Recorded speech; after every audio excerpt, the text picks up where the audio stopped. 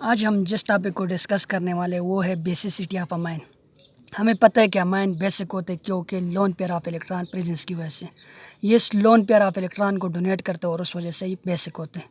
अब हमने ये देखना है कि primary amine, secondary amine, tertiary amine, इनमें सबसे ज़्यादा बेसिक्स कौन सा होता है। इसके लिए सबसे पहले ये 3 फैक्टर है जो कि इफ़ेक्ट करते हैं बेसिसिटी ऑफ अमाइन पे।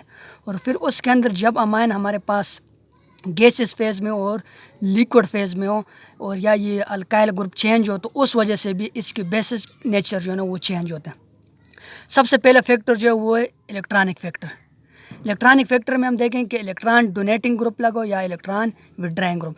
जब इलेक्ट्रॉन डोनेटिंग ग्रुप इलेक्ट्रॉन, हमें पता है ये सारे अल्काइल ग्रुप हो गए। फॉर एग्जांपल यहाँ पर इस आर की जगह अल्काइल ग्रुप है। ये अल्काइल ग्रुप जो है ना ये इलेक्ट्रॉन क्या करता है, डोनेट करता है। इलेक्ट्रॉन डोनेट करता है यानी पॉजिटिव इंडक्टिव इफेक्ट हमारे पास शो करता है।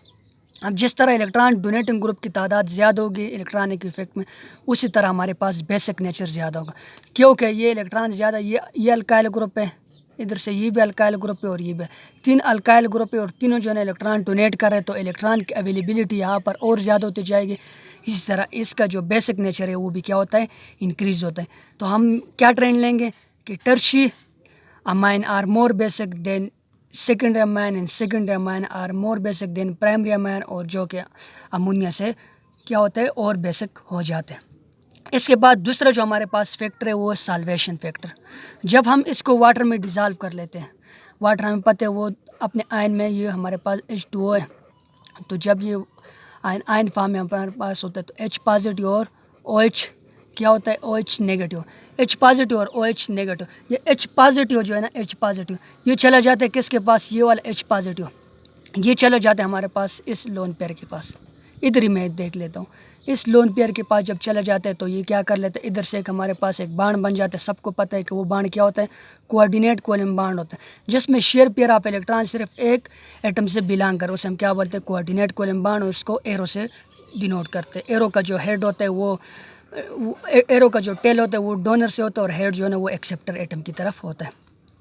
तो जब हम इसको साल्वेशन के बाद हम इसमें डाल लेते तो ये हमारे पास एक हाइड्रोजन बांड बना लेते। फिर उसके साथ क्या बना लेते हैं, हाइड्रोजन बाइंडिंग, यहाँ पर हाइड्रोजन बाइंडिंग की फॉर्मेशन हो जाती है। अब ये जो H वाला है, H ये वाला जो H है ये क्या कर लेते हैं, इस OH के साथ हाइड्रोजन बांड बना लेते हैं। इस H ने इस OH के साथ एक अभी जितने हाइड्रोजन बाइंडिंग ज़्यादा होती जाएगी, हाइड्रोजन बाइंडिंग ज़्यादा होती जाएगी, साल्वेशन इफेक्ट भी ज़्यादा होगा। ज़्यादा साल्वेशन इफेक्ट होगा तो हमारे पास जो एटम है उसकी स्टेबिलिटी ज़्यादा होगी, तो स्टेबिलिटी ज़्यादा होगी तो एनर्जी मोर रिलीज़ होगी। एनर्जी जब मोर रिलीज़ होगी तो हमारे पास बेसिक नेचर भी उसका क्या होता जाता है, ज़्यादा होता जाता है। अभी देखते मैंने इसको यहाँ पर लिख लिया। जब मैं H वाला जो ये जो हाइड्रोजन है इसको जब मैंने अमोनिया के साथ मिला लिया, यानी अमाइन के साथ मैंने उसको क्या कर लिया, मिला। अभी एक एक हाइड्रोजन जो है ना, एक एक हाइड्रोजन, ये वाला हाइड्रोजन इधर मैंने लिख लिया, ये वाला हाइड्रोजन आया इसके साथ मिल गया तो इसने अभी इधर OH के साथ क्या बना लिया, हाइड्रोजन बाइंडिंग बना।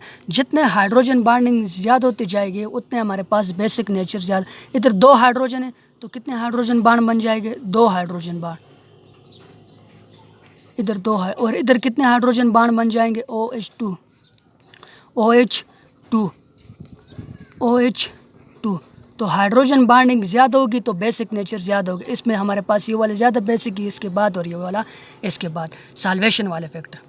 इसके बाद थर्ड जो फैक्टर है वो हमारे पास स्टीरिक फैक्टर है, यानी स्टीरिक हिंड्रेंस जितनी ज़्यादा होती जाएगी हमारे पास, देखो R3N में लिख लेता हूँ, इसके बाद R2N यानी प्राइमरी सेकेंडरी, और ये हमारे पास प्राइमरी अमाइन आ जाता है। देखना यहाँ पर हमारे पास RNH2, यहाँ पर RNH हो, यहाँ पर जितना स्टीरिक फैक्टर ज़्यादा, स्टीरिक हिंड्रेंस ज़्यादा होगी, तो स्टीरिक हिंड्रेंस ज़्यादा होगी तो उसके साथ साथ हमारे पास बेसिक नेचर जो है ना वो क्या होता जाएगा, इंक्रीज़ होता जाएगा।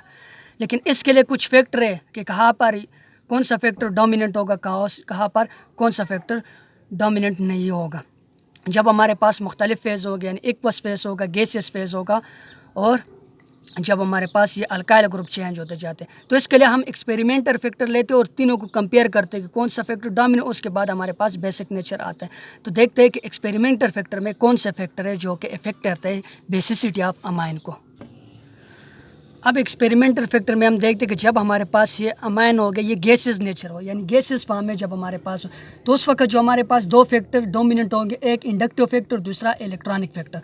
तो उस बेस पे हम लेंगे कि 3 degree amine are more basic than 2 degree and 2 degree amine is more basic than 1 degree और 1 degree is more basic than amine NH3। ये जब हमारे पास गैसेस फेज में होंगे, क्या चीज़, अमाइन। इसके बाद अगर इक्वस फेज में आ जाए, और इक्वस फेज में जब आ जाए और उसके साथ ये जो हमारे पास आर ग्रुप है, आर ग्रुप क्या हो, इथाइल ग्रुप हो, यानी C2H5 हो।